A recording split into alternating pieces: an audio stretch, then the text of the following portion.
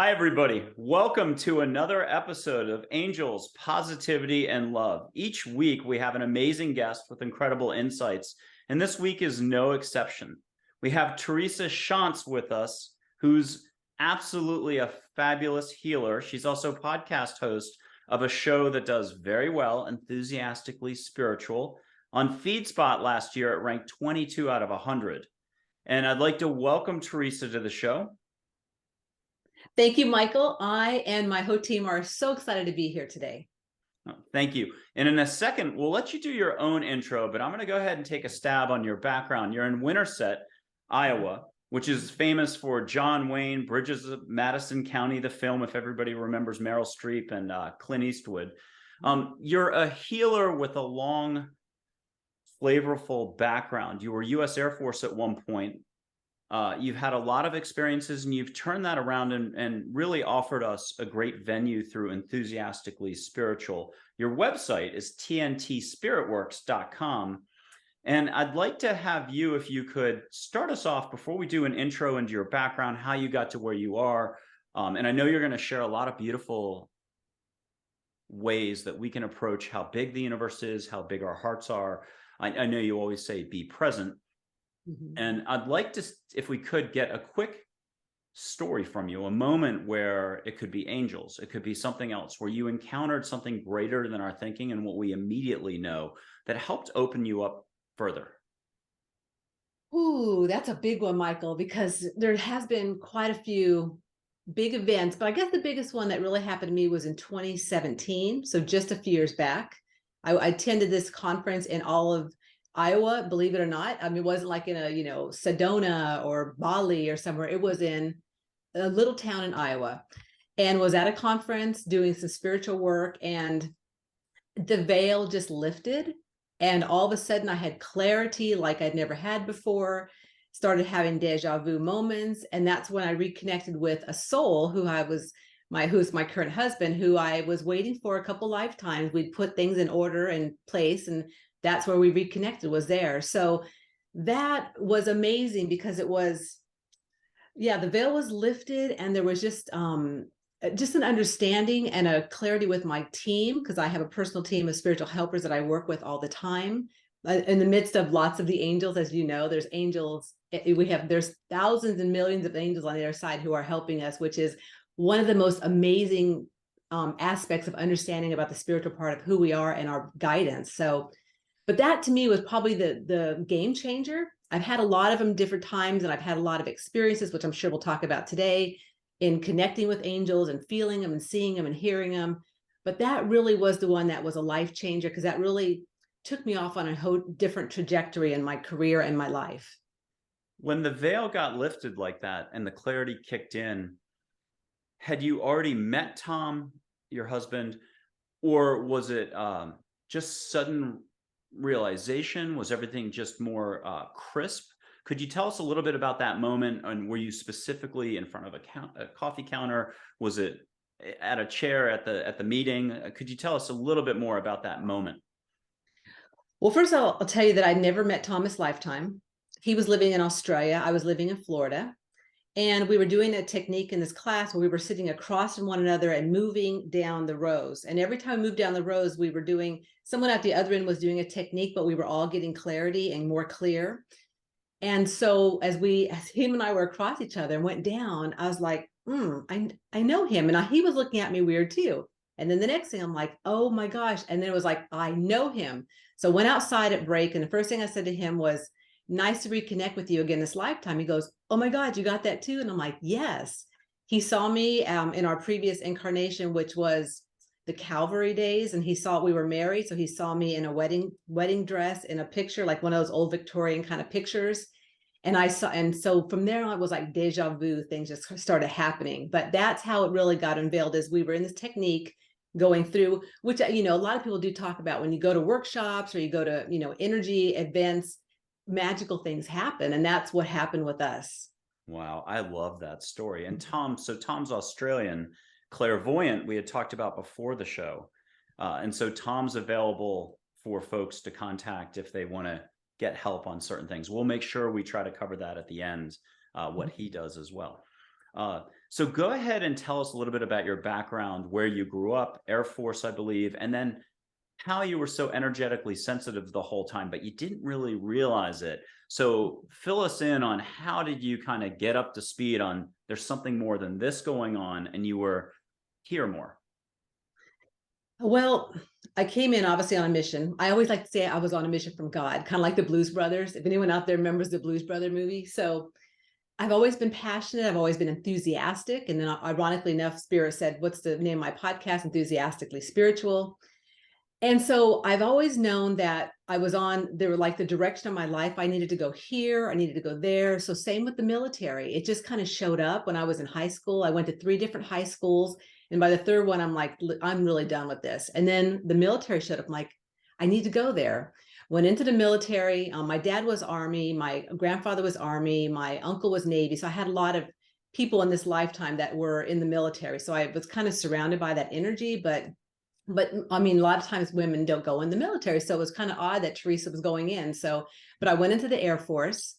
And whenever I went in, they give you in basic training, they give you kind of a little checklist of where would you like to go to? And the first thing I said was Germany, Guam.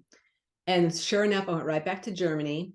And that was actually my past life. I was in Germany as a soldier. So went right back over to Germany and started having a lot of skin issues, a lot of things coming up in my body, a lot of energetic discord, I would say, and not realizing at that time that I was starting this process of understanding a past life that would really 20 years later come up full force. So, so I guess I could say like it's been my whole life. I've just kind of followed these paths, followed the places Spirit put me in. And then it was when I was 38, I went to massage therapy school. I started doing healing work, Reiki, craniosacral, reconnected healing, and everything just started opening up at that point. On the table, when a lot of it really happened for myself, because that's when the body, which is a real big culprit of holding all of our past life, our current issues, and it just really started manifesting and started coming out again in my skin. So when I was little, I had skin disorders, psoriasis, eczema. Then when I was in the military, I had hives and all kinds of stuff. And then when I was later in life, I had really bad psoriasis in my hands where I actually had to stop massaging because I couldn't use them anymore. So it's always shown up for myself in my skin. So that was a big, looking back, that was really a big aha, there's something going on energetically that I just don't understand yet until I was, in my late 30s. So jump us forward on the skin conditions and other health issues. How has it come full circle? How has your awareness expanded so that you're like, again, aha, but you've also been able to take care of it yourself with the help of through your heart, universe, love, whichever way you want to say it. Tell us more about how that's come full circle and how you turn around and help others take first baby steps, but also do the same thing. Mhm. Well, I would say it definitely when I was in my late 30s and, or actually probably early 40s, because I was a massage therapist for 7 years. And during that time, my daughters were in their late teens. And so they were going through a lot of stuff, of turmoil. I was going through inner turmoil. And I was also having all these past lives starting to surface. So when all of that happened, my hands again, broke out. They got bloody. It was horrible. Like I said, I couldn't touch anybody. I couldn't do any work. And so understanding that there was actually times when I looked at my hands and I actually saw like eyes of people that had previously been in past lives and things I had done and things that started coming up. So when I had this realization that, wow, this is not this lifetime, this is actually last lifetime. How do I work with this? How do I heal this? And it really was that forgiveness, Michael, which I know a lot of people, it's, like that cliche thing, right? Like, oh, just forgive and gratitude. But it really did stem from that energy. And that to me comes back to the love of the universe, the love of working with my guides, the angels, that energy of the Christ-like, consciousness we all have within us, and accessing that energy to work on what's the reason behind this? What's the culprit of this happening to me that I need to really go inward and heal? And that's where it's challenging for a lot of people. And believe me, I've been there, done that, because it is challenging to go, why is this happening to me? And why am I going through this skin disorder? Sometimes it's cancer. Sometimes it's, other things that are manifesting in the body.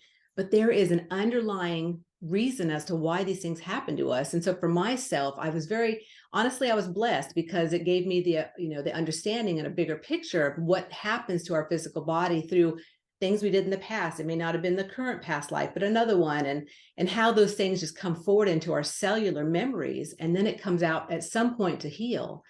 So I think it's a blessing for myself, because then I can really guide people in, okay, what you're going through, and let's find out the culprit behind it and how we can kind of like, bring this to the surface for you and help you heal whatever's going on.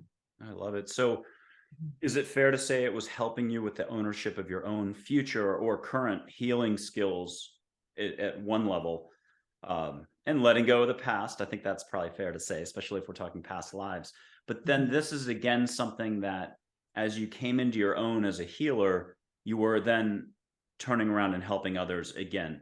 People with their own situations, a lot of our illnesses help us just slow our roll. We're moving too fast up here. So tell us more about when you come into contact with someone. Are you immediately seeing their aura? Are you tasting the wind on them before they've even walked in the room or you've gotten on the Zoom call? Are you getting a download in the shower, a dog walk? Or do you wait on that? How do you function as a healer? Well, it's interesting because what I find is that people are attracted to me or resonate with me because of what I've been through. So I often like to say that I've been a hot, energetic mess most of my life.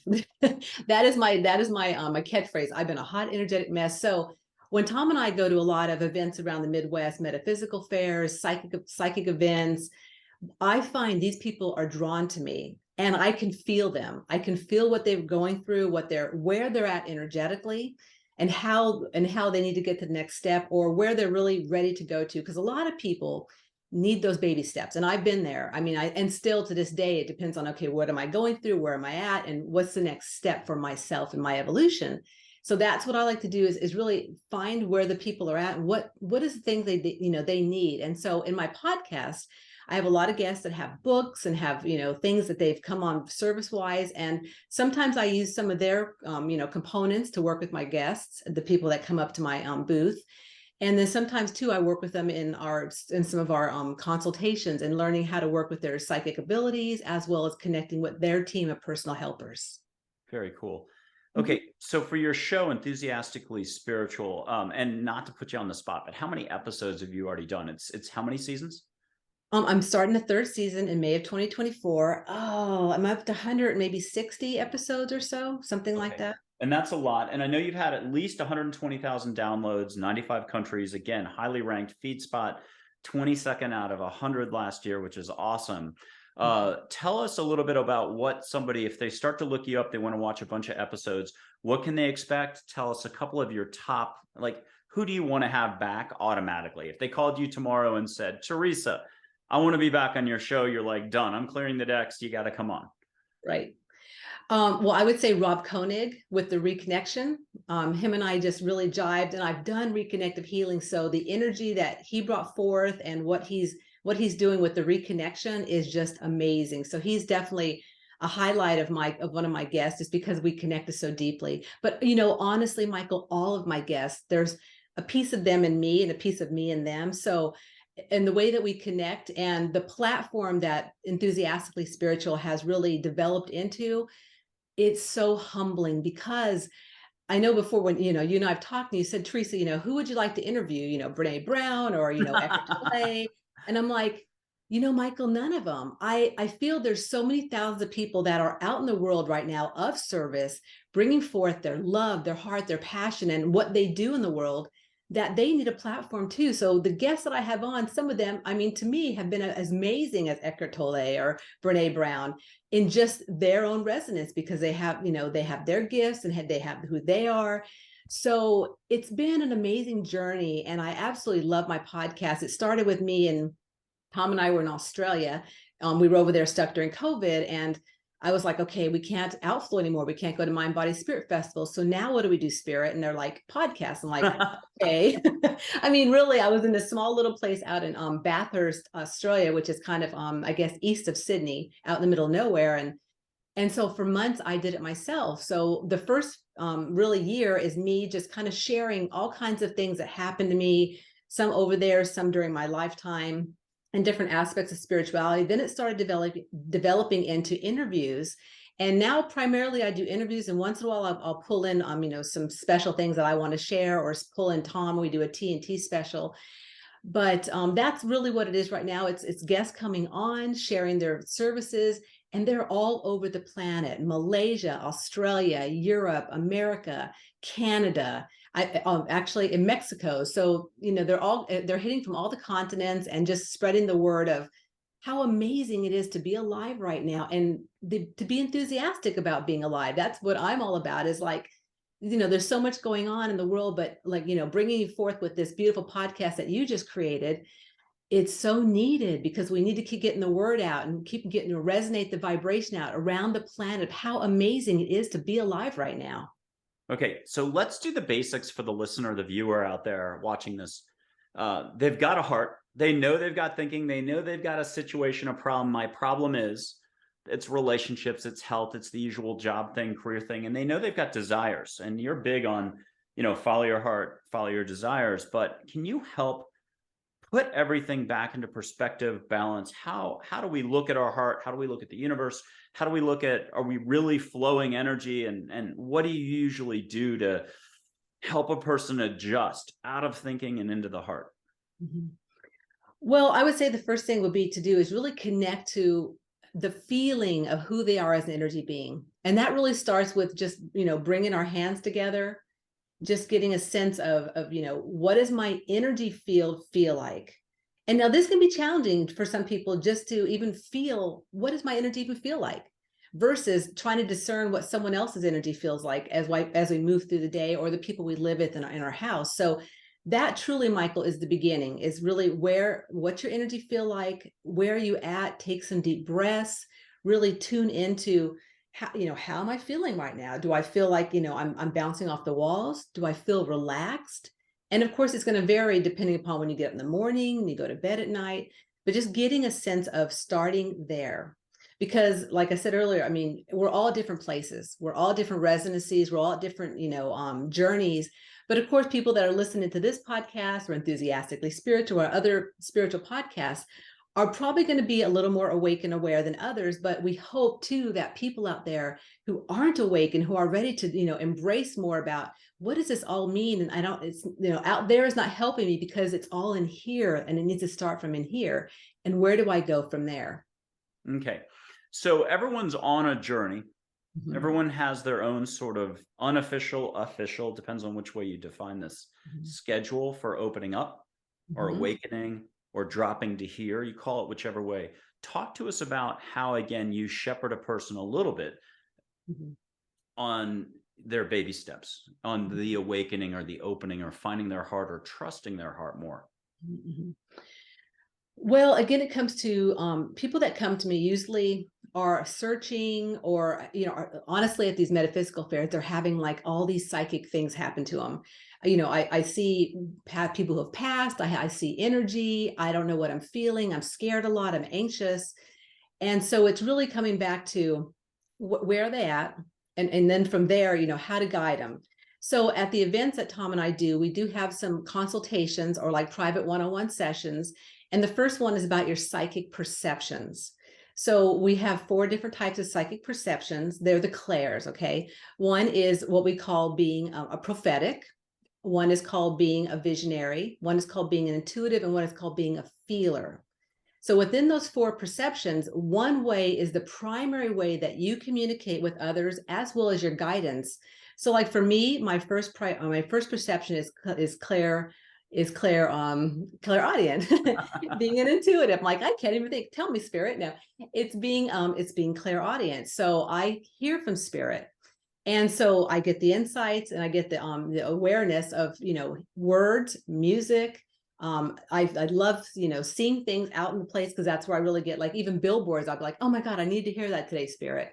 So that's one of the places we start with, is that specific session, because it really helps people understand how they work with their psychic abilities or perceptions. It's also not woo-woo, Michael. It really is down to earth, because we're all psychic. We're all, energy beings in a physical body, and understanding how to work with all this is like you said, step one is really understanding with what I do, the psychic abilities. Interesting. Okay, we're coming back to that. So if you can bookmark where we're leaving off, especially about when someone sits with you for the first time, because they're going to come to you with a lot of details, their life story, and they're married to it. We think it's so real, and that's the opportunity or the challenge. Opportunity for growth is to let go of that a little bit to get to here. But everyone has worn these shoes or are wearing these shoes or knapsacks filled with their story or Samsonite luggage in a whole wagon train, like old school days, the British Army carrying 100 suitcases or 100 wagon trains of details. Talk to us a practical story where you were in those shoes, carrying a lot around, and you yourself either got a vision of an angel, I'm making this up, it was a certain time on the field over there, or you talked to so-and-so, and you just had an incredible experience that helped you change perspective, as Wayne Dyer would say, so that you could realize, I don't need to carry this as much, and so on. Give us an example of your letting go, you're appreciating this, you're trusting your heart. Well, it's funny because the image I'm getting, the spirit wants me to share is I was in Applebee's. Okay. Okay. Of all places, I'm in Applebee's, which today in my healthy eating is not quite the place I'd go to, but at that point it was where I was at. And all of a sudden I had that came on me a feeling of absolute love and absolute oneness with all. And honestly, I didn't know what to do with this. So I just embraced it. But I was with my previous family that were not open, were not in the same kind of wavelength that I was in. So I wasn't able to even verbalize what I was feeling, but I felt it.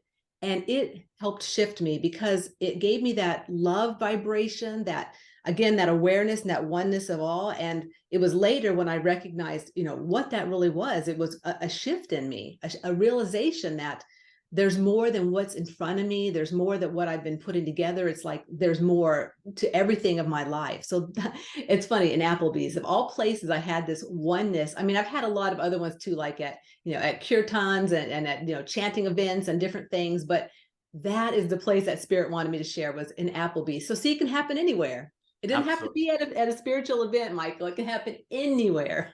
I like that. And you do have to, obviously the universe, angels, beings of light, beings of love can come in and help. And maybe it's on your dance card, something you signed up for before you did this lifetime you came in, or you've invited it in. Talk to us about setting your intent, inviting a little more light, a little more love, a little more lightness, if we want to keep it practical, so that things aren't so heavy. How can people take steps during their day to go, whoa, less up here rushing around, and more practical steps they can take to breathe better, laugh more, cha-cha-cha? Well, I would say that would really be tuning into, again, your energy. I do have a cleansing technique that I would love to share, if Please, that's something we can let's do. do it.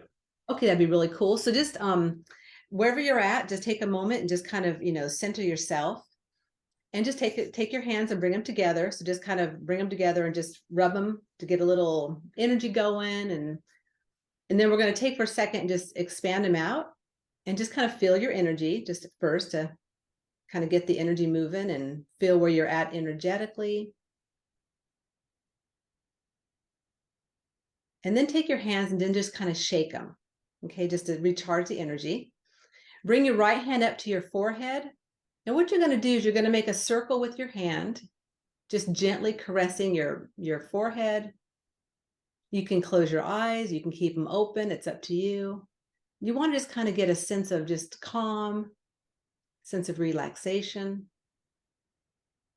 And then bring your left hand up to meet it in the center of your forehead. Bring them both off to your temples, and then bring them down and shake. Then bring them both back up to the center of your forehead.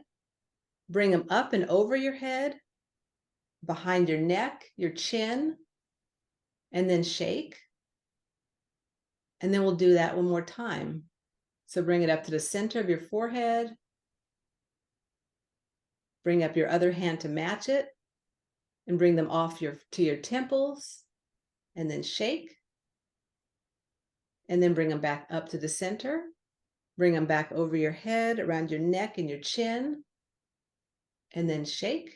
And then we'll add a mantra to it. You can say, okay, we'll start again. You could say something like, in the name of the love within.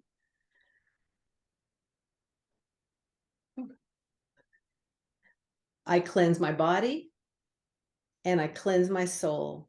You could say, in the name of the God within, in the name of peace within, I cleanse my body and I cleanse my soul. How does that feel, Michael? Oh, good. And I borrowed from episode 1 with Diane Forster. She taught a mantra that was, I have today, and fill in the blank. So I just jumped to, I have today to hang out with angels. And I just felt a lot lighter up there as I was doing it. So it was fun. I like that. Wonderful. So what this does is helps expand your aura. Obviously, it helps a buffer, cleanse it. And then once you have your energy up to a certain, say, resonancy or vibration, the angels can come in closer. So oftentimes when I do this technique, I will feel warmness. I'll feel more joy and love in my heart. And also I sometimes can even feel like goosebumps, the tingling, the tingling of the flesh. That's also your guides coming in close, and you can feel their resonancy. And so that's what that energy is. So this is one thing I use all the time. I like it. How about one for outdoors? Assuming someone's not like in Idaho and it's negative 40 degrees right now. What is a great technique when they get outdoors? Well, you can do something like this technique, and you can actually, if you're by yourself, you can even call in your guides to create a circle around you. And then in the center, have all your energy in the center and see a beautiful ball of white light in the center. And then just expanding that light to move it out to cover you, your guides, the area you're in. And you can continue moving that energy out further as it expands out, and just feel that cleanse energy and that love vibration just resonate and vibrate out to the ethers. Oh, I love it. Hey, so you've got this photograph of you at the Vatican, and there's obviously you've taken a lot of photos in the past, not just orbs or circular shapes and loving beings of light, but other patterns and figures. So it's just beyond our grasp, basically, is how I'll put it. But at the Vatican, had you done any exercises? Had you cleared out, or were you just in the, we'll call it the atmosphere of the Vatican? Tell us something about that moment with the photo. I'll see if I can try to put that up at some point if it's shareable. Tell us more about the Vatican trip and how over your shoulder it was a massive amount of light. It was very beautiful. Well, what's interesting about that, Michael, is like some of the pictures, I sent you another one too, where there were angels and streams of light on my shoulder after surgery. I didn't even know that happened until later, looking back at the pictures. And going into the Vatican, I'm not Catholic this lifetime, but I've had a lot of lifetimes being Catholic. And I know I've been there before in previous incarnations. So there was definitely, and as I say this, my heart is just filled with like love. I mean, so even though I'm not Catholic this lifetime, there is love for that lifetimes that I've been there before. So going through the Vatican, enjoying the artwork and, and the energy and everything. And then Tom took this picture, and in this picture, which I do hope you share with others, the look on my face is almost an ecstatic look. And I was almost like it's almost like a trance. And I literally don't remember him taking it. I don't remember exactly where. I mean, we were somewhere in the midst of, it's a whole day journey when you go to the Vatican. So, or several days if people spend a lot of time there. And I really don't recall when it was, but I know that there were times when I was just filled with love, just being in the place.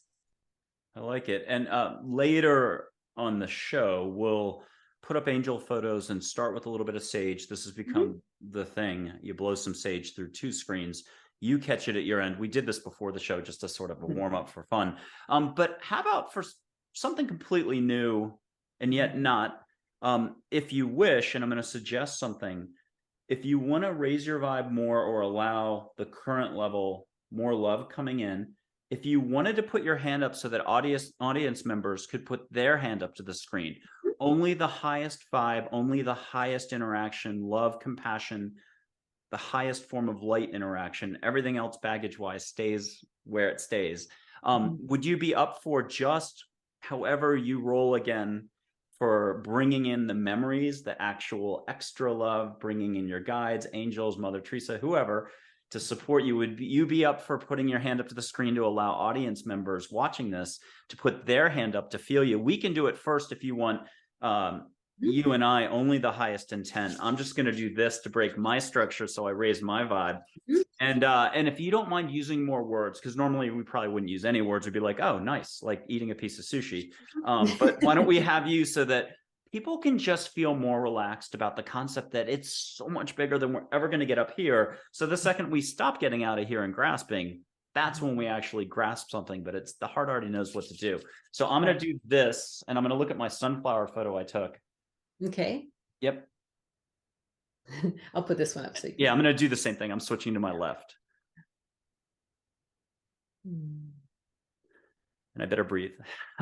If you hold your breath, and I always suggest opening the mouth a little, it's just an extra 5% boost, or if you're really good at this, a 50% boost or more.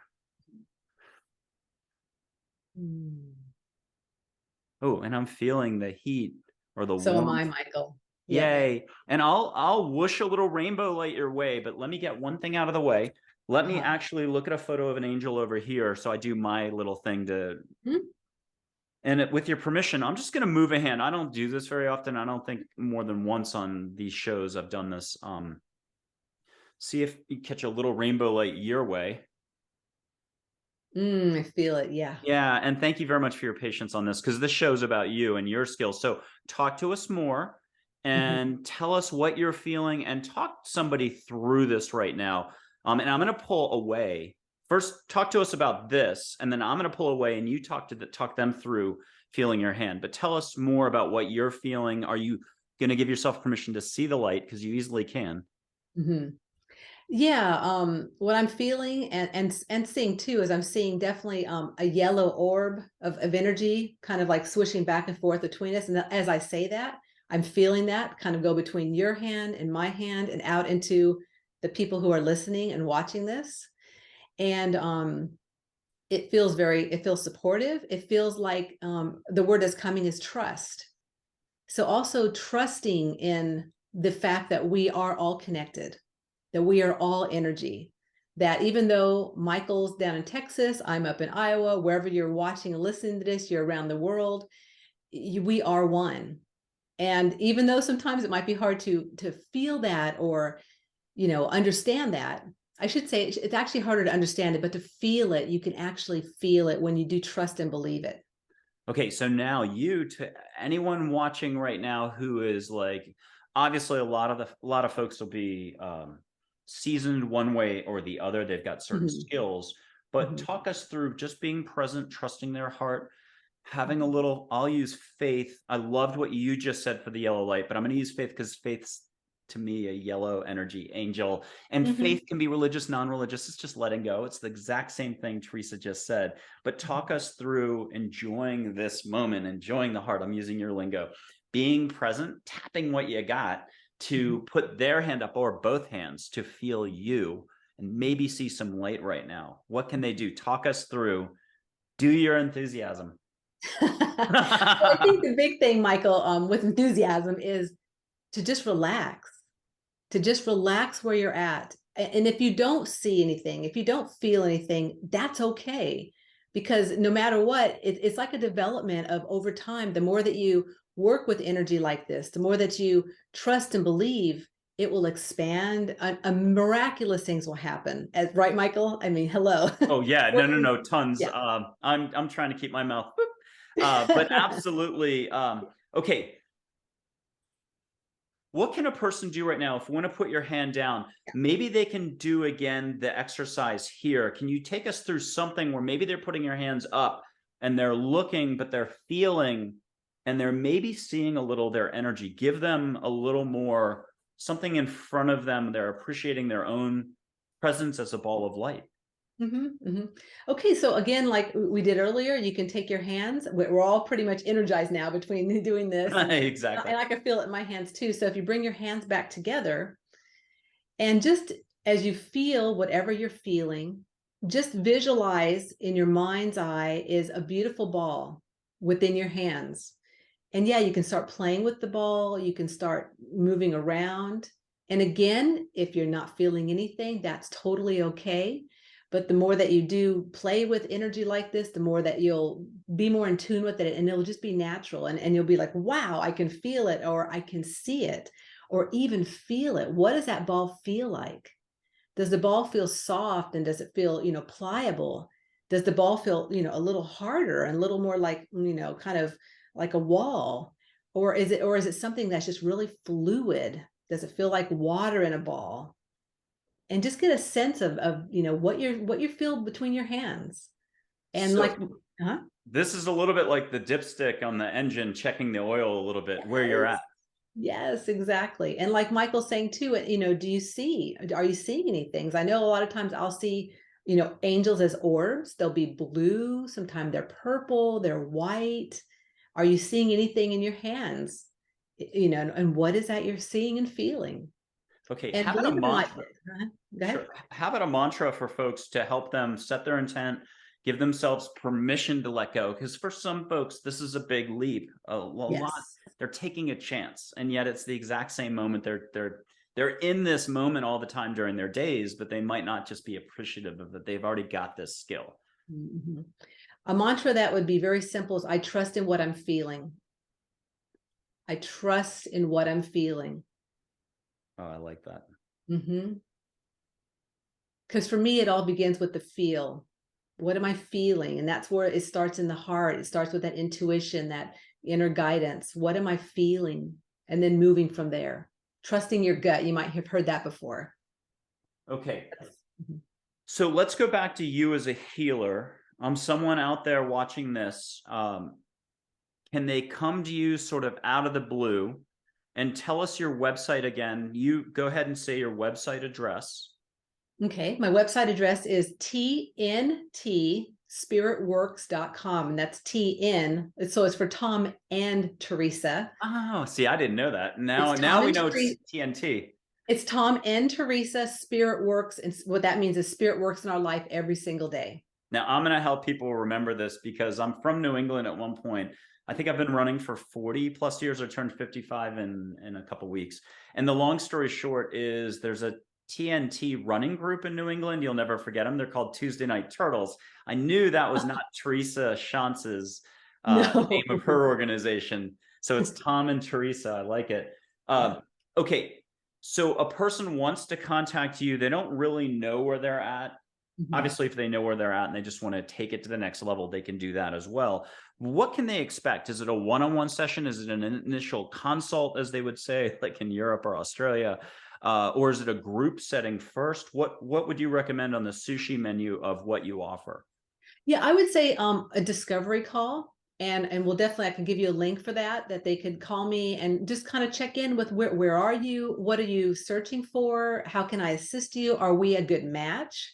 Because, and if not, I do know other people that could be a good match for you, because that's what I love about my podcast and knowing Michael and his podcast. And there's a lot of other people too that, if there's another direction, but I would say definitely, Michael, the discovery call is definitely first. And you can also check out on my Facebook page, Teresa Schantz, our Instagram page, TNT Spirit Works. On there's a lot of events we're doing and kind of like what we're about. So that's a good place to start too. Okay, so let's jump back to, we'll call it the metaphysical, the universe.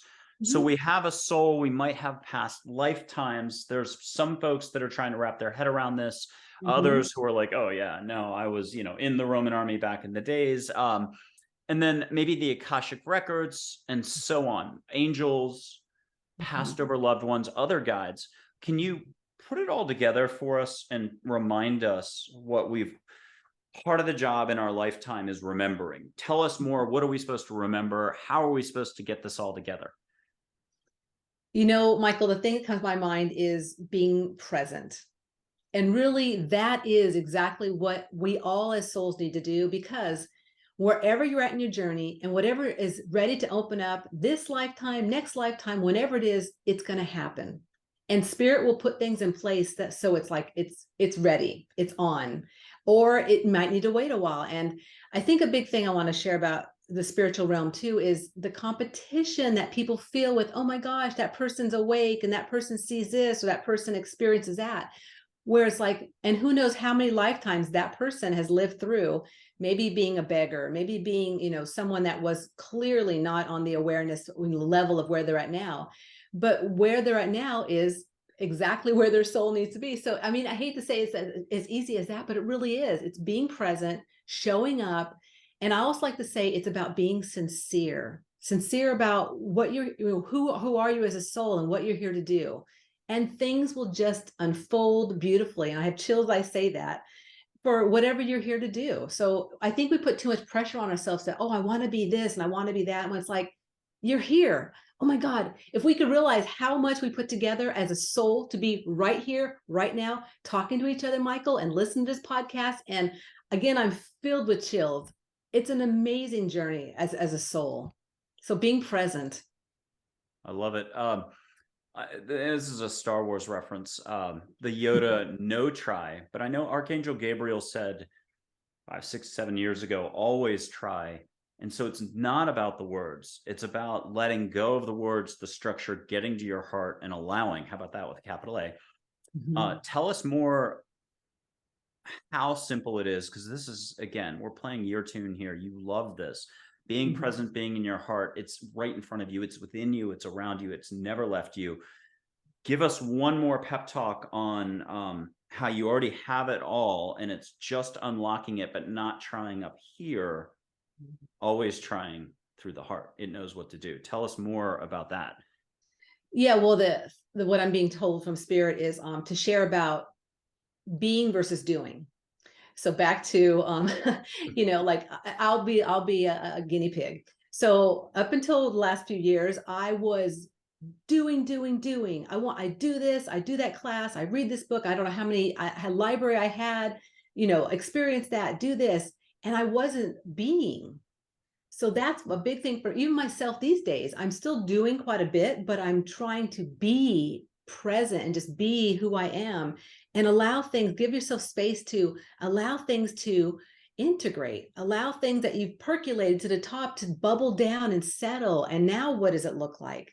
And I think that's a big key for really all of us, is that we're just doing constantly, where we really need to focus on doing some. And I'm not saying not be in action and not do things, because we need to be active, right? And be in action. But oftentimes, especially in the spiritual realm, with all the delicious buffet line of spirituality out there, we sometimes overindulge. And I've done it myself. I've done it where I've overindulged and I've gone home and go, oh my God, I'm so full. What do I do with this? And I usually do nothing in the past because I didn't know what to do with it. So being in your own presence, allowing whatever way you're guided to, what event you're guided to go to, or person you're experiencing, or podcast to listen to, embrace it. But then just allowing things to, okay, how does that resonate with me? And how can I work with that as just being versus doing? Okay. So share with us Teresa Shantz's secret 3 little mini hobbies or ways you curl up with a book. It could be a pet. It could be certain music. It could be you watch the same movie. It's 100 times Groundhog Day, except not Groundhog Day. How do you slow your roll to allow more? Is it incense, chanting, meditation, lying on the ground and just allowing angels to come in? Give us some samples of where you're like, I've been working too hard and I need to pump the brakes. Gotcha, Michael. I can so far go there. Okay. Most days I do have a yoga nidra, which is a meditative, relaxing 20 minutes. Actually, it's 40 minutes, but I always get to 20 minutes of Spirit, like, you're done. So it's about 20 minutes almost every day that I take for myself in about middle of the day. I do get up really early. I get up at 4 a.m. and I go to bed about 9:30. So I'm an early riser because I like to be in a space where I feel that for some reason that time between 4 and 6 is magical. Like, not a lot of people in where I'm at, America, are up yet. So I'm not bombarded by feeling all the energy. So I have a lot of space. So I get up. A go-to for myself is I love tarot and oracle cards. I have a little collection, so I love to tune into a card or so a day and kind of what's the energy of that. I also do like doing some art, so I find myself painting or doing. I've lately puzzles has been a big one for me. That's been very relaxing because I'm not thinking of anything but just placing different pieces in place. So those are some of my go-to, just kind of everyday things that I do just to keep myself balanced and keep myself rested and focus on what I'm trying to be, just myself. Well, I love that. Tell us a little bit more what a yoga nidra. I'm messing it up now. I had it. What it is, and take us through it. I'm still getting used to the whole India cultural thing, or whether we're talking through yoga. Whether it's sutras, it's other exercises, breathing exercises, and so on. Take us through that specific exercise that you do Okay. for 20 to Well, 40 minutes. well, first off, I'm not a yoga expert at all. I'm not yoga trained, but I've been to a lot of events. And so yoga nidra is a sleep yoga. It's Nidra. So yoga nidra, sleep yoga. I don't know if nidra means night. I'm not certain. See, I don't know the lingo, but and what you do is, and I have found this on actually Apple. They have some different ones. Stephen Halpern has a beautiful one that I work with. And so what I do is I listen to it, and it kind of goes through the body, and I just kind of listen. Then at some point I normally do fall asleep, but you're supposed to kind of stay awake and kind of go through the body. But all kinds of people out there, I'm sure you could, even check online. There's probably people that even do online yoga nidra. So that's what yoga nidra is. It's a sleep yoga. And so it just helps me relax and kind of stay calmed. And at the beginning of it, before it's sleeping or any part of that, you're actually feeling your presence. You're going to different parts of your body, perhaps. And You are. The one that I do, I mean, there's different ones, but the one that I do leads me through a succession of, starting in my hand, it moves me up and moves me down my other arm and down my body and goes different places. And then at the end, it like culminates with bringing the cellular into, into light, and then expanding that through my body. But there's all kinds of a beautiful yoga nidra practices out there, and people do it in different ways. So it's really just to help you relax and tune in. And for the audience, let's go back to Wayne Dyer. You can only be in one spot at one time. Like where you put your focus is where you put your focus. And we don't realize how many different energies we can be or are flowing. And a lot of them are technically a waste of energy, or aren't bringing us where we really think or should want to be, which is in our heart, more love, more positivity. But Wayne Dyer talked about a hot shower. You can't be angry while you're taking a hot shower, something like that. So I always say it's a light switch upside down. When it's off, you're up here talking, word structure. Obviously, if you're thinking and your words are down in your heart, you're creative, you're loving your dog, you're saying to your dog, I love you, then you're doing love.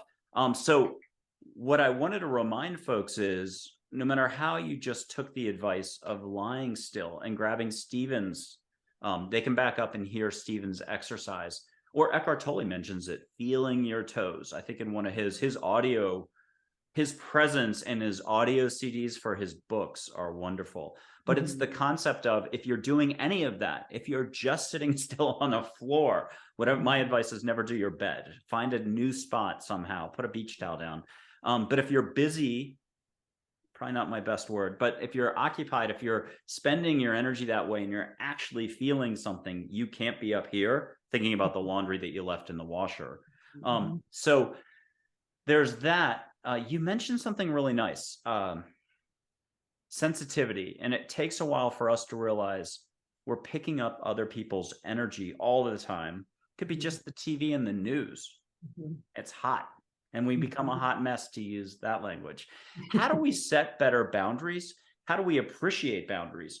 And remember, there's some folks that are healers, whether they know it or not. Everyone gravitates to them, tells them their story of woe, dumps it on them, and then they spend 4 days eating extra, stressing out, losing their hair, something else, maybe tripping to get it out of them. And they're technically playing a healing role for others. How can that person rein it in, tighten it up, set better boundaries? And then is there something specific they can come to you for guidance, for help to fine tune it? Well, I'll tell you, Michael, first off, this is a big subject. And this is a subject that is very dear to my heart. And I call it discernment. So, because for myself, back to my whole life, I was very affected by the energy of my alcoholic family, by the chaos that was going on when I was a young kid, by the chaos going on when I had teenage adults or teenage children, and what they were going through in preparing, for the future. And again, like you said, walking through the world, leaving the house, going to the store, everywhere we go, there's energy that can affect us. And I'll give you an example. I had one recently maybe it was 2 weeks ago. Tom and I were going to eat lunch, and on the way there, I started to get a headache. I'm like, what? A headache? Why do I get this headache? Went into this restaurant. He sits down. I go to the bathroom, and I'm still not feeling too well. I come out of the bathroom, And I see him and I head straight for him. And the next thing you know, I'm on the ground. I fell straight up on the ground on my side. And we went afterwards. Of course, I was okay, but I was very shaken up. But afterwards, we discerned and we kind of regrouped of what was that about. And it was an energy moved in on me. And so even myself, as sensitive as I am, and as I, use that cleansing technique I showed to keep myself really buffered and, so I know when energy moves in, but this energy moved in big time on me. And it's something that has moved in on me other times too, that I've had issues, but this was big. And so this was a time of like, cutting that and finding out what that was about. So it really boils down to, recognizing when those feelings come in or when that headache comes in. Because I know a lot of times when I call them confused energy, it can be anything from, there's so much energy on the planet that's been here for a long time that we can't see, but affects us. Energy of deceased loved ones, energy of people hanging around us, energy of past life loved ones or past life people that we've maybe wronged or righted or still are in love with us and want to be around us all the time.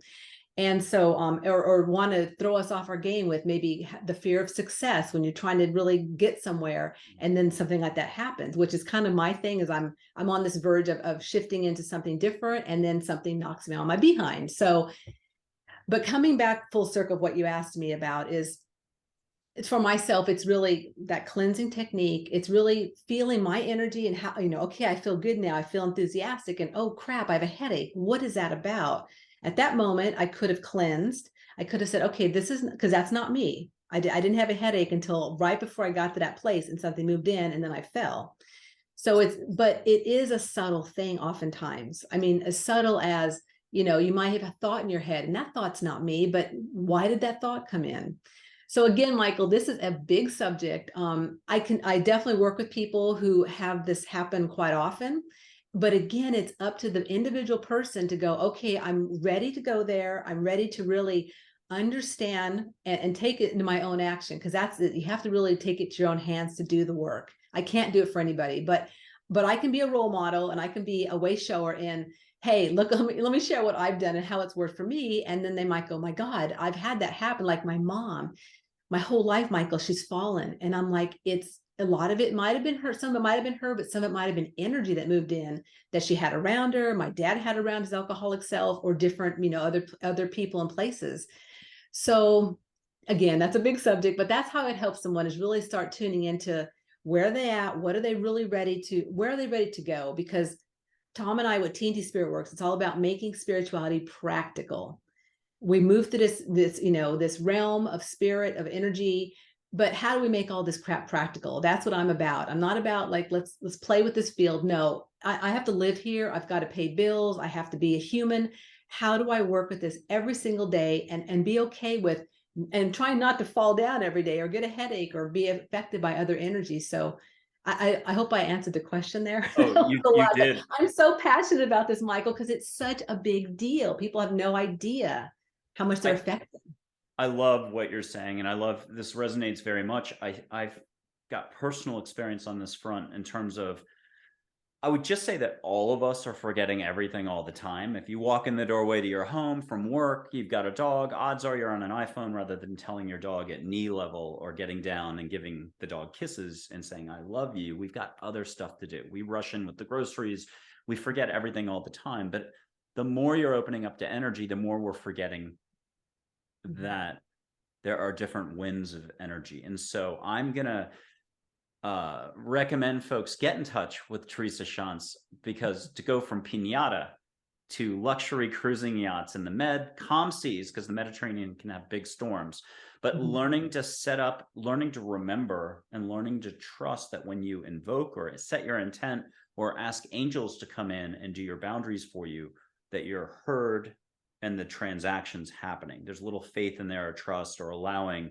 And that's something where I go on runs. I've been running a long time, and I'll say, angels, ground me, protect me, clear me out. It could be before a show. I made sure I would have forgotten, but I try to do little, and I know people love to say rituals. I try to do little steps that get me to slow down and acknowledge the moment, to allow a little more love, a little more calm, a little more light in. So I've lit I forgot to light the second incense stick later. One of those Juniper Ridge incense sticks. I lit a candle this morning. We did have the power out, and I was worried about the show taping. Second time in a week we've lost power. We had an ice storm a week ago. But so setting your boundaries, asking angels to come in. I'm gonna ask you in a second.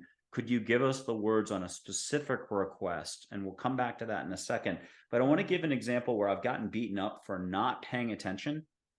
And I've gotten beaten up a lot. At the beginning of this, I have always been a deer in 100 million headlights. Mm. And when I first started to pop, and I had somebody, a photographer at a South by Southwest concert, like in 2010, 2011, stop what she's doing, photographing the star on stage there to say, oh, I'm seeing your energy, you're popping. And I've met way too many woo-woo spiritual people in a very short period of time. I don't want to hear any of this. I just want to be at my concert, listen to music. I don't know what's happening to me. I'm not used to this.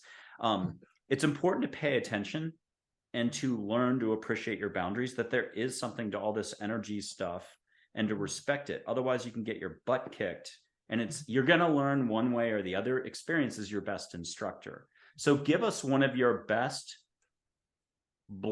security blanket requests to angels to cover your back, that if you started to practice it and could say it blindfolded, you're going to benefit. Help the audience out with something. Well, I guess first thing I want to say, though, to back all that, what you just said, is that we're all human. So even though Ron here is sharing about, the things I've been through, the things you've been through, the tools, techniques that you and I both use, and many, many other people have, we are human.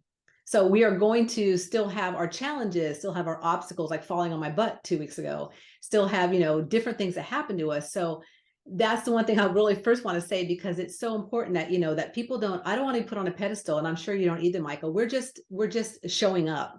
Spirit put it, there's a million other people that could have showed up instead of us, but we said, hey, we'll do it.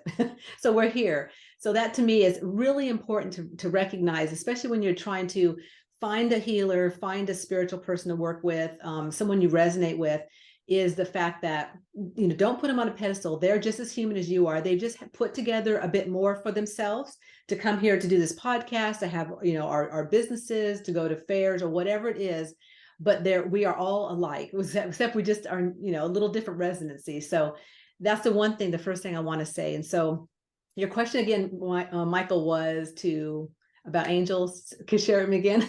Yeah, and I really want to get across that thing about being human. I'm going to second what Teresa said, in that everyone has a huge heart. So the way you could redefine the journey a little bit is just self-discovery, trusting that heart, how big you are. And if it's the treasure map, you're the treasure. So all the long arrows, my situation is, my problem is, this person's doing this to me. It's a self-discovery of more love. So your perspective changes. So you trust what you've got. And then, what's a surefire, like get out of jail card out of Monopoly, surefire request? They don't have to have seen angels or anything super fancy. They know they're going to get heard. They just need to start trusting that that request is received, and they can trust their boundaries are being kept intact for them, whether they're encountering those 3 workers that it's just a lot of emotional drama, and they feel it for days afterwards. They don't look forward to interacting, or it's their cousin, whoever. Give us a little taste of, how do I make my request to the universe, angels, my guides, my relatives who are looking out for me? How do I tap this more? Okay, this is a really hard one. It's so freaking easy, Michael. All you have to do is ask. Just ask. You can ask however it is you want to ask, but you have to ask, because your personal team of support backs you, but you have to be, it's 50-50. They do their 50%, you do your 50%, and you have to work as a team. So if you don't ask for it, they're not going to know what you really need. They're going to put things in place for you, right? because they're here to love back and support us, but ask what you really want. Ask for that support, ask for that backing. And that's as simple as it is. If anything else you learned today is just, okay, Spirit, I need some support in this, please back me. And that's as simple as it is. It doesn't have to be, difficult or challenging. It's just ask. Just ask. Oh, I love it. That's definitely going to be a soundbite. Audience, look for that as one of the trailers or clips for her before her show. That gets us to manifesting, which is a really popular term. I'm the last for lingo. I'm, again, a little bit of a slow mover. We're going to talk manifesting, or how to view bringing stuff into your energy flow, your life, because that's where there can be hurdles. It can be the I'm not worthy thing, or but this, but that. And this is something where you've had to crash course it yourself through your experiences, but you've turned the corner and are able to help people with guidance. So to buy you a little bit of time before you talk to us about how do we invite more action in, and it's parallel to what we just did. I wanted to mention, I used to meet people in Austin, Texas. We're in San Antonio now, but it was Austin, and Austin has the Whole Foods headquarters down there, beautiful normal supermarket down below, and then the headquarters upstairs. So I used to meet people down there, and I love busy settings. You don't need to be doing all this in a perfectly quiet, the New York Public Library, don't talk. I like busyness because a person who's testing out their heart, whether they're seeing, hearing, or feeling, they know they did it in a harder environment with all the mulling around. But I also liked it because the mulling around the conversation was very relaxing somehow. Here's the deal. I got told by a couple different folks, hey, you better not be doing the service down there anymore. The energy's changed. They were getting taken over. They were selling out to Amazon. I guess there was a lot of firings going on. And I'm slow. Everyone around me, and to go back to what you said, a couple thoughts back, I think everyone has a big heart. I think everyone can be quick on the uptake and save themselves years or a lot of pain, a lot of suffering, a lot of lessons, and just go with the flow more. But I insisted on meeting a couple people down there. I got through the session just fine. They got what they needed. They expanded a little. They did stuff. But I got beaten up. It was like getting bruised. The energies had changed. It was not appreciative of me being there. And I spent days trying to shed that. It had been like going into a boxing ring and getting my butt kicked. So talk to us about how we can harness the universe, harness our own intent, our crew. Tell us more about being present, asking, and allowing. Well, first from what you said, I've had other people that have said that to me too, where they've gone into a situation where they came out and they were very affected physically by entities, confused energy, whatever it was, especially in that place, the Whole Foods you were at. Obviously, there was some energy, and obviously there was also when that person was telling you, "Hey, things have shifted." Okay, so that was definitely a red flag of, okay, Michael, you need to check this, because is it really supportive for you to be in there, to be in that environment, to be doing what you're doing any longer or at this moment? And so that's a real big thing is checking in with, okay, so I'm getting these I call them hunches, insights, and impressions, right? We get them, hundreds of them every single day. But if we don't listen to them, well, we can have events like what you just said happen to you. And I mean, I'm culprit too. I've had many times where I've had, wacky, I could tell you some wacky doodle stories about energy and being in places and like being out of sorts completely. So it's happened to me, it's happened to you. I'm sure it's happened to probably some of the listeners and watchers of this podcast. But it's really, checking in with, okay, yeah, why are these red flags coming up? And what do I do with this? Right, Michael? What do I do with this? So for myself, I check in with my guidance. I have a two-way technique that I do. I check yes and no, answers and get insights as far as, is this supportive for me right now? Guides, is it supportive for me to be going here doing this presentation today? Yes or no? And it's like a pendulum, right? So you can get yes and no answers. So that to me is a big deal, is really checking in with your guidance, getting that backing, that insights when you get those red flags. But because a lot of times we ignore them, they can be very subtle, but sometimes, like that one guy telling you straight up, look, the energy shifted. Okay, so okay, so it's shifted. Let me cleanse and let me figure out, okay, do I need to be going down there? Is it supportive for me or not? I love this. I remember 10 or 9 years ago helping someone, but they had more drama than I ever realized, like an extra divorce and all this other stuff they never mentioned. And I hadn't learned boundaries then. I knew I did something for folks, but I got laid out on a couch for a couple days in tears, and that was the only time it was that bad. So I have to mention this. It's important we take it seriously and not get hung up on it either. There's plenty of positivity. You're protected. You just need to find your way to trust that you're surrounded with love, you flow love. And if you could talk to us more about enjoying the moment, being present, and connecting to the big flow. We'll call it the big flow, the universal flow of love. How can a person do it right now? Can they stick a hand out? Do they stick a hand on their heart? Obviously, you did it this way. Can you give us a new way, another technique? Maybe you haven't used it in a while. Make one up on the spot for us. Help us tap into the big flow right now. I'm going to not make a lot of eye contact to give you as much space as possible. Well, for me, and I would suggest putting on music.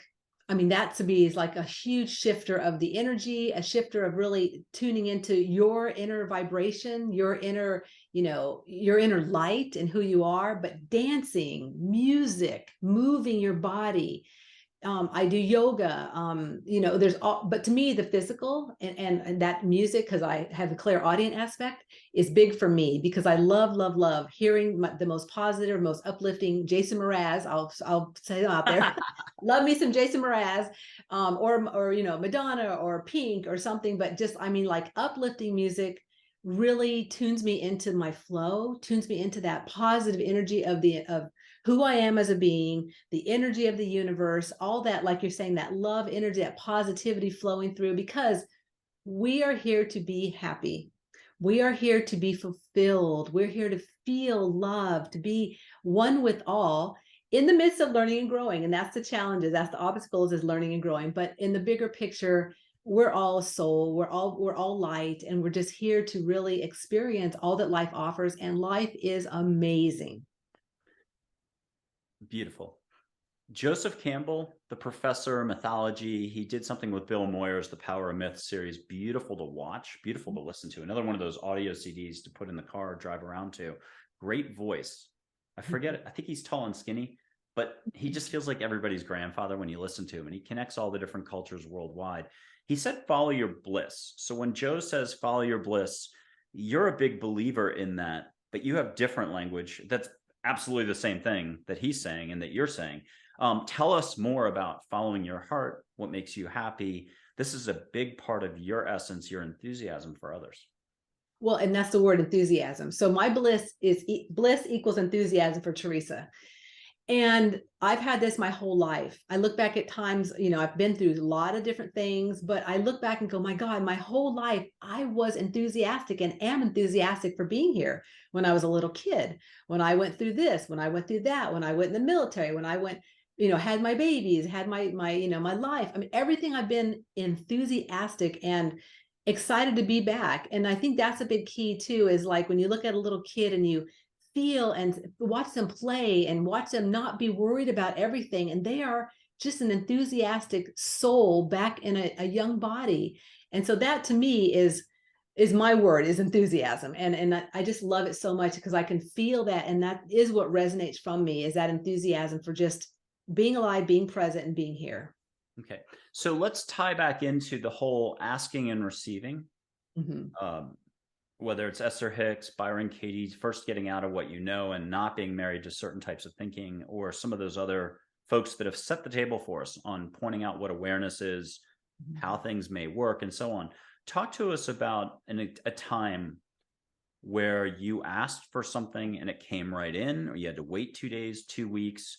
Give us an example, a personal example that was beautiful. It made you laugh. Afterwards, you're like, oh my God, I should have done this years ago. Give us some sort of flavor where Teresa Schantz was like, made it happen. Well, I would probably go back to my meeting my current husband, which actually started in 2012, where Venus did a transit in front of the sun. So I've dabbled in astrology this lifetime also. And when this transit happened in front of the sun, I was lit up like a firecracker. I mean, I'm like, game on. So that year in 2012, closed my practice. That, of course, when I was having the psoriasis stuff, but I closed my practice. And from those 5 years until 2017, I did things that were like to prepare myself for leaving. But it was like I was on a mission. I cleaned out closets. I sold clothes. I cleaned out my Oracle card decks. I mean, I did everything in preparation for what was coming in 2017. And yeah, that was so, and also just calling in that happiness, calling in that other person that I have been waiting for and looking for as a soulmate. because I didn't really believe in soulmates, Michael. But once I met Tom, and I'm like, okay, we do have thousands of soulmates, and connecting with them is the time is, whenever that happens, it happens, right? But until I met him, I really didn't believe in that. So that was also part of the happiness. Like, holy crap, a soulmate showed up for me. Oh my God, I can't believe this. Oh, I love it. So you literally, metaphorically, physically lightened up on all your possessions and everything else. You went through everything and your energy flows. There's something to that. And I think it's also interesting. We may end up cleaning our garage first. We put it off for years versus going to here. If you have a choice, part of us thinks it's so scary to let go for even the briefest of instances because we think there's control or there's some way we can watch enough TV that we won't find our own heart. Back to take us through, how can we make a request? It doesn't have to be about any one thing. Give us some words that a person watching right now could start saying, and they'll insert on the blank what it is they want to have happen. Give us some words, take us through the step, and maybe what's one thing they could do? Is it light a candle? Is it take a breath? Is it to do your exercise here? But give us a new exercise, hand in a water stream, something. Tell us something and then some words that you would recommend for people to employ so it gets into their psyche and it gets them to their heart. Let me think, because there's a lot of different ways we can go with this. And again, keeping it simple and keeping it practical. To me, it would be just like maybe even a mantra, like, I'm open and ready to receive blank. You could even ask your guidance, support me and love me and back me to work with this area of my life. And I think it's just, I think just keeping it simple, Michael. It's not, really, it's more simple than people can realize. We've written a lot of books on, other people in different, aspects have written books, have, done courses, whatever, but it's really simple. It's simpler than we think. It's like, all we really have to do is be present and ask, like you said, and just sending out that vibration that's going to come meet you, but it's going to meet you when you're ready. That's the key thing too. I love it. So there's a lot of books out there. What's a surefire one a person can pull that you run to even a few times a year, a few times a month, just to put your feet up and go back to the basics, to renew your presence? Mention one or two books that you always enjoy. And again, it doesn't have to be one of the big authors out there. It could be one of the big authors. What would you recommend people? It's a surefire hit. One that I go to these days in the last couple of years is called Soul Wisdom by Gabriela Garbox. And she's out of Australia, Melbourne, Australia. She's a galactic channeler and communicator. And she's been on my podcast. And I actually am working with her every month, doing energy work from afar. So her books, she's got 3 of them, are my go-to books because it's just spiritual. It's truth. It's about her journey, but it's also bringing in just like inner, galactic truths from different beings, from different entities, from different angels. So that to me is that's where I'm going to these days, is those books for sure. Okay. How do you spell her last name? Okay. I put you on the spot. Let's see. It's Gabriela. Yep. It's Garbacz. And this is book 2. She's got 3 of them. And okay. What I do is each day I'm like, oh yeah, there. Each day I'm like, okay, which one I need, Spirit? And I pull one out. So that is one of probably my top go-to book, honestly, because it's 3 of them. So I use them, every day. I'm like, which one today? What do I need to hear today, Spirit? So. Okay. So I'm going to shift topics. So the universe is really big. There's a lot of energies that are positivity. They're love. They're here to support us on our journey. We have to allow for this. And it's the 50-50 thing you mentioned. So there's your passed over loved ones who are reconciled, helping you out. There's angels, there's fairies. I'll add, there's a djinn who's East Asian mysticism, who's like the Duracell bunny meets the Encyclopedia Britannica, knowledge, very fun, petite fellow. There's light beings. And I'll try to describe a light being as more like Silver Surfer. If it's female, they'll slow it down for you. If angels are like dolphins, then light beings are like whales. But talk to us about the different energies, the different helpers out there, or focus on one group. It could be angels Tell us about light beings. Tell us about a particular area. If somebody comes to you, will you help them meet their guides, meet their angels, meet a light being who's on their team? Talk to us about helping people connect to their cheerleading squad, but give us some flavor about how it is from your perspective, but all of our perspectives too. Okay, well, first I'll share that I'm all about galactic, interactions and galactic beings. I've done channel work in the past. So I've channeled Hathors, Pleiadians. I've done work with Mother Mary, so on the angelic side. So for the work that I'm currently doing, I'm really about helping people connect with their team of personal spiritual helpers. So I believe that before we come in, we contract with a team of spiritual helpers, and these are souls that have been on the planet and have actually lived and actually now are guides or angels. And so you contract with these different beings and different angels to work with you your whole lifetime. And what basically it is that they've done what you're here to do, and they're here to back you on your mission. So each person has between 1 and you can have, I don't know, some people have 10, 20, I don't know, it can be whatever, but most people have between 1 and say 6 or 7. And if you have 1 or 2 angels that are with you, you really are not working with maybe a lot of people, but someone that's working with more people or out to be in the public, they may have 6, 7, or 8 angels. So connecting with this team of angels, like my team, they're from all over the world. I have one that's from China. I've had one that's from Italy, one that's from like the Croatia area.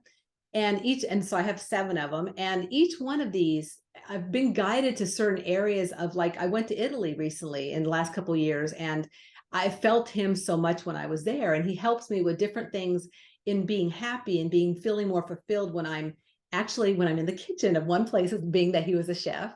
So some of these souls that we work with that are master souls, I may have known in previous incarnations, and some I may not have. So people come to me, they're like, okay, yeah, my guides. So these are my deceased loved ones. I'm like, no, that's not the ones that I help connect with. The ones that I help you connect with are ones you've contracted before you came in to work this whole lifetime. And it's not to say that Uncle Jack and Aunt Betty aren't with you, because I have loved ones that are around me also. As Michael knows, with the angels, there's so many different variations of, the angelic realms and beings and our loved ones that have passed on that we work with. But the ones that I help people connect with are the ones that are their personal team of support. I love this. How about this for a metaphor? A giant slalom skier has to hit those gates at certain waypoints down the mountain. And that's what these guides of all different wavelengths. I hate to put any hierarchy to it, but there are different flavors. How about that? Mm-hmm. They're all on one big team, your cheerleading squad, but they'll make sure at critical points, whether you know it or not, that you're going to make that gate as you traverse at 100 miles an hour in the tuck. Doing your giant slalom. So is that something you pick up on? A person comes to you and you taste the wind, but it's really guides, angels connecting, and you're getting the lowdown. You help them with their action steps. You help them with their ownership of their energies. You help them be aware of what they need to take the step on for letting go. Because a lot of this is just keep letting go, keep letting go. The more you're telling this life story, this drama, and you're retelling that, the more you're keeping it around rather than moving on, which is what you thought you were doing when you're telling it. You're not really moving on. Talk to us about these basic dynamics that we're all of us are living, and we're constantly perpetuating, and we're generating with lots of words up here when it's back to the simplicity of it all. And that's the basic thing, the presence you talk about. Give us more of a pep talk, or more words, more flow on that front, so we can be inspired and enthusiastic about our daily opportunities. So the process that I use in order to, like, if you came to me, Michael, said, Teresa, I want to learn about, my spiritual helpers. How many do I have on my team? What are they about? So my guidance works with your guidance, and that's the only way that I get the information. And if my guidance, I download, that you've got 5 different guides. Okay, then here's the information on them. But that is the only way that I get the information. And so I found that your guidance, I say this to all the listeners and watchers out there, are setting up things to get you in the right place at the right time. And so it's a lot about timing, also about, but of course we can divert off to a different way. We can go down a different slalom. We can go down the big black diamond, 2 diamonds if we want to, versus going straight ahead where maybe it's just a single. What are they? Are they yellow or red? I don't know what the other colors are, but I know the 2 black diamond ones. Yes. They're the big ones. So no matter if you ever, come to me for a session or work with Michael and angels or whatever, you have this team behind you. They're behind you 100%. And like we're talking about galactic, there's also galactic beings helping on the other side. There's deceased loved ones that are supporting and loving and backing. So all this support is there for you all the time. So even if someone never ever believed, or they're still being backed, they're still being loved, they're still being supported. It doesn't matter, that say some of the the leaders in the world in past, like Hitler or whatever, who obviously maybe didn't work with their team of guidance, but believe it or not, they had angels, they had backing too. Now whether or not they listened, the path they took might have been different, for each one, but we all, if we're on the planet, we all have love, back, and support. And every night when Tom and I do our cleansing for the evening, and we do it like the worldwide, I send love, back, and support to every human on the planet, to their angels. So that's one thing I want to talk about a little bit too, Michael, is a lot of people pray for people. I want to save people. I want, let me pray for you. And what that does is that creates a connective energy that a lot of times I don't want people praying for me who are in that energy field. So I always suggest to people, and this is just a suggestion, that if you want to send backing and love and support to someone else, send it to their angels. Their angels know what they need to do with that energy to support the person who you're loving and wanting to back and support. But praying or sending it's just not a good thing at that energy thing. But sending to their angels, they know what to do with it. Oh, The angels do. Yeah, Teresa, that's beautiful. I've never heard that before. I love that concept. Mm-hmm. And and sometimes we hear and take that energy and make sure they're raising their own vibe as to the most amount of love that they can do. So you talked about there are many paths, the external details. Mm-hmm. And I'll add, the one answer, but that's kind of pushy that way. One heart, that at the center of it all, if you're staying in your heart, those paths can change to get you from point A to point B. Even the point B definition can change. Angels are guiding you and things do shift up. It can be crazy at how one moment you thought you were going this way and 3 months later it was an entire different way. And yet you traversed from the spiritual point A to spiritual point B, or business. Yeah, you needed to get across the finish line. You got there, but in an entirely different way. Fantastic. Okay. Who's your favorite number one guide? You're in a good mood and you just want to have fun. Who on your team do you call in to say, let's celebrate life. Let's celebrate the moment right now. Okay, let's out that guide and celebrate them a little. Is it an angel? Is it a relative? Is it a being, a light being of some sort? Who's your favorite for celebrating? And I'm not trying, it changes. I'm sure it changes all the time. So who's yelling? It really does. It really does. Who's yelling, me, pick me? Who's volunteering from your squad? I have a Hindu gentleman who's was very world traveled, and he's here to help me talk and speak to other languages and other people around the world. And he is like really coming forth right now and going, it's me, it's me. And it's really fun. And then there's also, I have a politician who was actually an African gentleman who is a politician down there. And he's also like, he likes to come forward. So both of them are like, right there going, yeah, it's me. And let's talk and let's get this going and have some fun while we're doing it. Because as you know, Michael, in the midst of all this, it's about having fun. It's about being happy and loving life and enjoying it. Even if all the caca out there is going on, it doesn't matter. It's like the bottom line is having fun, and your angels want to have fun. Okay, can they pair up for us? Can you just listen for the simplest mantra? It's a reminder for us all, maybe to not take things so seriously, but what do they have for us as just the little reminder, as we could use it as a mantra if you want to listen and pass that along to us.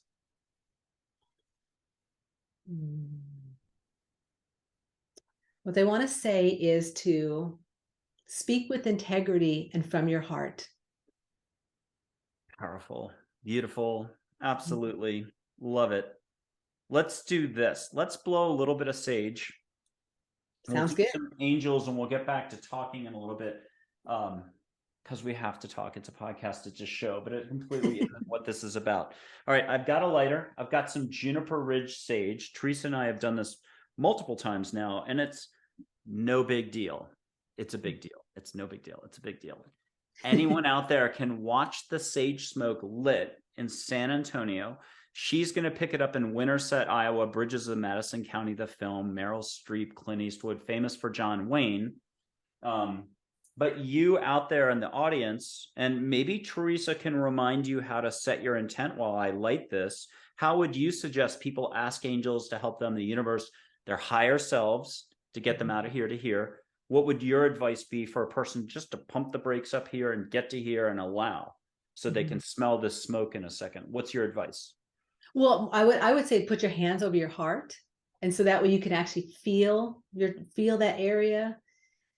And just taking a deep breath, just feeling your feet on the ground or your bottom on the chair, wherever you're at, and just getting a sense of you calm where you're at, the present moment, as Michael beautifully moves you said it was juniper? Sage smoke. Sage. From a company called Juniper Ridge in California. It's in all the Whole Foods. And it's very consistent sage incense sticks. You can get it off of Amazon. I think the price keeps going up, so it's expensive. But you get 20 sticks in a packet. Nice, nice. So yeah, just being present with yourself, just being present where you're at as a soul on your journey, because your journey is unique to you. Your journey is amazing. And just embracing it. And if a person out there is watching and they're like, oh, I've tried this 5 times on 5 different videos, help the person get out of what they think they know that they're having difficulty. What's one more bit of advice to remind a person that it's so easy? It's so basic. Just remind yourself that where you're at right now is exactly where you need to be. Yes, I love that. Good answer. Okay, I'm going to put this away. I would remind people that it's a linear experience in one sense. You might taste it in your mouth, you might smell it, but let angels do more with it. Have it become a whoosh up and down your back. Send it around your home, your apartment. If your pooch has arthritis, send a little to your pooch. Boomerang it, slingshot it. I don't know how else to say it. Take advantage of it, and then ask angels to make it really nice. Like you're walking into a restaurant, you know the chef, you know the owner. You don't even have to look at the menu. They're like, do you want us to make it nice? It's hospitality, and you only have to invite the hospitality in. And I really like that metaphor. So when are you headed back to Australia, to Europe? Is there an event sometime that people should be paying attention to? Are you working on that for 2024, 2025? Well, you can check out TNT Spirit Works events on our website. We are in the Midwest. We've got quite a few metaphysical fairs where you can meet me. You can have a reading from Tom or I so you can find those on our events. We are putting together, hopefully going back to Australia later this year is what we're hoping for. So we're hoping maybe October, November of 2023, and then we'll see where it goes from there. But at the moment, you can definitely check out the events tab on TNT Spirit Works, and that'll share you where we're all at and what we're doing at the current time. So now, if somebody's in Florida or California, they can just grab you by Zoom or however you... Definitely, yeah. Okay, good. Okay, do you have some other projects though in the works, like books? Are you thinking a second podcast of some sort? What's going on? Well, it's funny you say books. So I do have a book coming out. I'm not certain. I have the manuscript in my hand now, going through it, finalizing it. So hopefully in the next, it depends on which way I go publishing. So it could be in a couple months, it could be in a year. I'm not certain. So I do have a book in the works. I am not looking at doing another podcast at the moment. But I do have some new things coming in energetically. So look forward to sharing that with the listeners, my community, in the next coming months and into the next couple of years, because it's game on. So there's a lot of cool things moving and shaking, and yeah, I've got some new things coming out for sure. And in the works, Michael. From the book that is yet to come out, can you give us some sort of sneak peek, some sort of allegory, some sort of tip, some sort of what's one of the chapters about? Tell us something, give us a tease. Okay, so as I mentioned earlier, I've been a hot energetic mess my whole life. So what the book is about is what I call soul quakes. And soul quakes are shaking inside when we go through different things, different deaths, dramas, divorces, job shifts, losing houses, different things, even going out in the world and having someone beep beep at you one day in your car, like what the, these soul quakes affect us in all kinds of ways. So this book is about 12 different awarenesses through the spiritual part of who you are and how to tap into those and really work with who you are, where you're at and what you're going through every single day. Beautiful. Okay, are you ready to meet some angels online plus Mother Teresa? We talked about that before the show. Definitely. Here's Joy, an angel. You've met her before, and for the audience out there, she's the emotion Joy, an ambassador communicator. Very nice angel, will help you let go. You can go back and do the smoke or some of Teresa's exercises if you felt like you needed an assist. But why don't you take us through connecting with her, what you're feeling, what you're experiencing, what you're feeling on a hand, on your back, in the room, and then any words that you get from her that are meant for sharing out loud. Well, I'm definitely feeling her in my heart, and I'm feeling it resonate my entire cavity from my heart down into my abdomen. And her message is just to be yourself and relax and enjoy life. Oh, I love it. And if you want to allow for a little bit of glitter to your left, to your right, as if your room had just the Macy's cosmetics department spilled the women's glitter, you know, the cosmetic thing, and a fan caught it. If you want to catch a little bit of light that way around you in your room, let us know if you see a little extra to your left and right. Again, a reminder to everyone, what will you allow for? So allow, which just means being here, trusting, ask, and receive. Here's Charlotte, everybody's favorite school teacher from childhood. If it was third grade, Mrs. Wilson, think of her. She's just here with words to help us expand. I feel her in my third eye. So there's definitely like a wisdom. And the message I'm getting is you've got everything you need inside of you. Just trust. Another good one. Okay.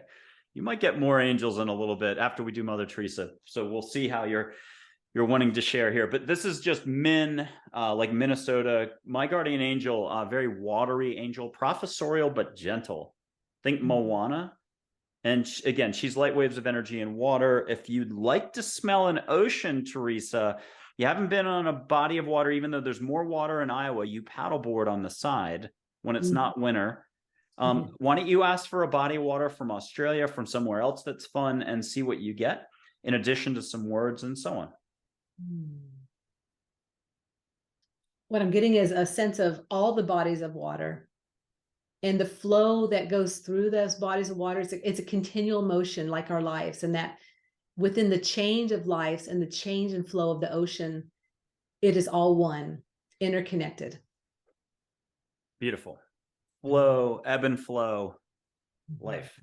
Okay, I'll do Min and Archangel Michael. I'll bring Archangel Michael's photo up, but you'll have two.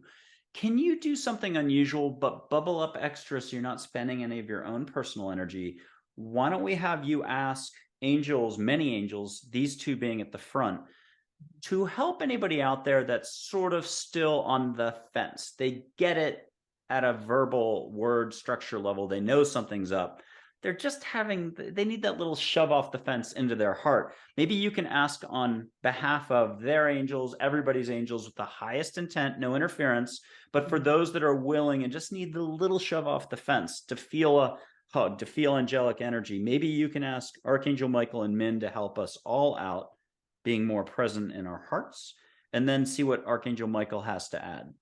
Okay, so I'd like to invite in Archangel Michael and Minerva. Is that her name? Min's good enough, like Minnesota. Okay, so I'd love to invite in Archangel Michael and Min to give support to the heart and the love of those that are present and those that are listening or watching this podcast, and also to really embrace the energy of what these angels and the beautiful beings and the beautiful energy that they're bringing forth for what each person needs individually.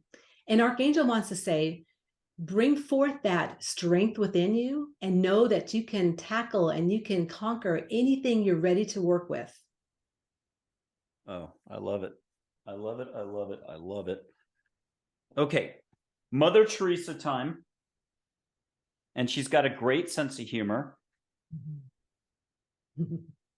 What a light. So yes, she's telling me that the light is and the fun and light energy is what we need to all embrace more of, and that this will bring the compassion into everything you do in your life, but more fun, more laughter. I love it. I think it was Mother Teresa that said, and this is a public quote of hers, laughter is love. And I know that Joy said, and this is in a little book of mine that was written by angels. I saw Balls of Light as I typed it. It's 15 minutes long. But she said, your laughter is hope and healing for others. So like I think the beginning of the quote from her was laugh more and more often. Your laughter is hope and healing to others who hear it. So I thought that also was gorgeous. What's coming up this month, this spring, this summer? How are you all going to get away to recharge? That's very important, the balance. And you're putting yourself out there on everyone's behalf. You're walking a fun path that we're all doing technically in our daily lives, whether we know it or not. It might be just maintaining the household, relationship with others at the workplace. We're all sharing energy all the time. But how are you keeping it real so you can continue to heal? Well, for myself, I do a few things. I haven't been on any workshops or events in a while, so I do have a sound healing event in Hot Springs, North Carolina in April that I'm going to with a beautiful soul that I met years ago and did some healing work, and she does sound journeys. So we're doing like a 4-day women's weekend there. And then in June, I'm attending She Podcast, which is going to be in Washington, D.C., which is all female podcasters, and it's a female podcast conference. So this is my first experience at this. And actually, I think they haven't done it in a year or two because of COVID. But so those are going to be some ways I'm recharging my batteries and kind of also getting out and doing some, some mingling, some socializing and meeting other people out in the world, doing what you and I do, podcasting, Michael. So it's going to be a lot of fun. Oh, I love it. And so for the North Carolina one, is she doing the sound? And are you doing energetic presence at a distance, putting your hands up? Do you touch people on the shoulder or something sometimes, depending on the situation? Tell us a little bit more, because you were a massage therapist. And on top of that, I'm going to say Reiki, like you've done energy work before, before the hands blew up. So you're very used to that. Are you both hands on, hands off? Well, this event I'm going to, I'm actually going to be attending it. Oh, okay. So, Okay. yeah, I'm gonna attend these. So I'm gonna enjoy recharging my energy, my batteries, but it's all gonna be sound journeys. It's gonna be kirtan, call and response, beautiful events. So there's a lot to it, but it's me recharging my battery. So I'm not the one putting on this retreat. So I like it. I like it. Okay, if you could leave us with just a few reminders, and again, this is the essence of your practice, what you tell us all, whether it's through your shows, your future book, I'm sure, the be present, be in your heart, to trust more. Talk to us a little bit more about sort of recapping everything for us. What are the reminders we need daily? And we're going to forget it again in a week, but how do we get it back? I guess what I'd like to leave with is to keep it real, to know that the insights, hunches, impressions that you pick up every day are real. Trust, believe, ask for spirit's guidance. Know that wherever you're at is the right place to be. There's no wrong in anything we're doing. It's just part of your journey. And also recognize how unique you are. And that if you don't share that uniqueness, no one else will, because you are absolutely unique. Oh, beautiful. Okay, last little bit. We all have thinking that pops up. Sometimes we're not even aware of it. We think it's real. We think it's what we're actually having to experience. And instead, it's just a bit of a block. Talk to us about a couple steps to maybe take a breath. How can we separate from a situation, something just happened to us? Remember, you said honking of the horn. It created a little bit of a ripple. It took maybe an afternoon, 2 days for some reason. It rippled so big. But how do we get the breathing space back to go, oh, I just had this happen. It's energetic and it's not me. How do we recover our orientation again? Well, I would suggest that cleansing technique I showed, connecting with your energy. And one thing that's really key for myself these days, I've gotten to a point where I recognize that no matter what someone is doing out there to me, it's not about me. That it's really about where they're at. So just recognizing where you're at in your energy, in your journey, and knowing that, okay, if someone's screaming at you, you know what? They're having an issue with their own life, or the person honking is having an issue with they're rushing in their life. And you don't have to take that on. That it's not about, and not everything is about you. You are only about you. Oh, Teresa, fantastic. Thank you so much for coming on as a guest. Be sure to check out Enthusiastically Spiritual, her podcast. Again, it was ranked 22nd out of 100 of the spiritual podcasts last year. She's done a lot of great work for folks. She's been around the block. I think you're going to find her show very interesting. I'm going to be a guest this year at some point. I'm looking forward to that, so I should just say that out loud. I'm super pleased to have met you. I love the word enthusiasm for you. Anything else for us for the year? Why don't I get us a bonus figure? Okay. Would you like Lucy, who's patience, or Claire, who is resilience? Who's saying pick me? Claire. Okay, perfect. So Claire is resilience and angel. And people can put their hands up to the photo, even though it's two screens. You might be in, California, Europe somewhere, Australia, down under, but feel what you can feel. Don't judge. And let's let Teresa just take us through. That's Teresa, by the way, without an H. So if anyone's searching for her, Teresa. And Tom would be another search term, tntspiritworks.com. But what's Claire got for us as a reminder to stay the course, not get knocked off course? Just remember that you've got this. That you've got this. You've put a lot together for yourself to be where you're at. You've got this. No, I love it. Well, Teresa, thank you very much for being on. It's been such a pleasure. Michael, thank you so much. I wish you much, much success with this podcast and with all your listeners, your community. And I'm really grateful for being on today and being able to share with you. It's been an absolute delight. Thank you. Well, we'll hopefully see you again end of the year or next year. When that book is out, you're going to let us know. Maybe we can have you back on to take us through the book and that would be show blast. people what it's about. Okay. Thank you very much, Teresa. Thanks, Michael. Okay. Thank you, everybody.